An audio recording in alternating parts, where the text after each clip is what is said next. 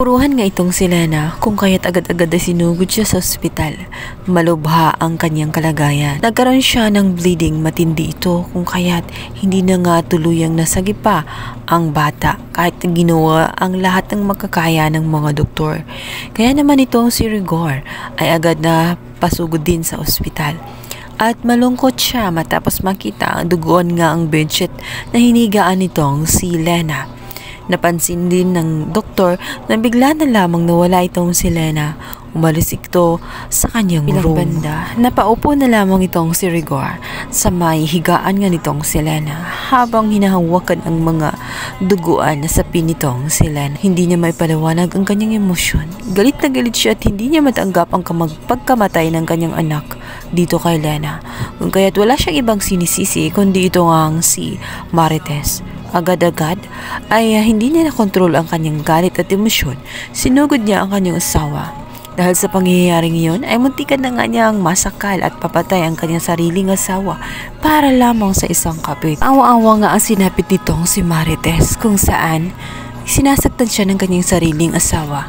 Lalo pat hindi siya pinakinggan nito at nakinig siya agad-agad dito kay Lena. Ang hindi niya alam ay kasalanan din ng lahat nitong si Lena. Sinubukan naman na pinagtanggol nitong si Mando itong si Marites. Ngunit siniko lamang siya nitong si Rigor kung kaya't natumba itong si Mando. Maya-maya ay may mga nurse na nga at mga doktor na tumulong na rin para awatin itong si Rigor kung kaya't nasalba pa rin itong si Marites. Ang nakakainis na lang dito kay Marites ay hindi siya marunong lumaban. Hindi niya kayang ipagtanggol ang kanyang sarili kung kaya't nakakaasar na nagtatanga-tangahan lamang siya. Gayong may karapatan naman siya sapagkat siya ay tunay na asawa.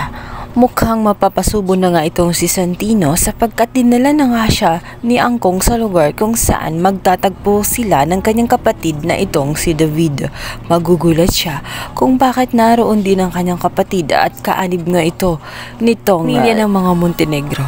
At magtataka ngayon itong si Santino bakit tinawag siya na anak nitong Montenegro. Gayong alam naman niya na kapatid niya ito at anak ito ni Rigor. Dito na nga kaya matutuklasan ang lihim nitong si David kung saan nagpapanggap lamang siya na siya isang negro. Sapagkat tatanungin nga nitong si Santino itong si Ramon Montenegro kung bakit niya tinatawag na anak at tanggol ang kanyang kuya na si David sapagkat David ang kanyang pangalan at hindi siya si Tanggol. Guys, yan ang ating pakaabangan sa lalang umiinit na tagpo na Batang Quiapo. Thank you for watching. Please subscribe. Bye!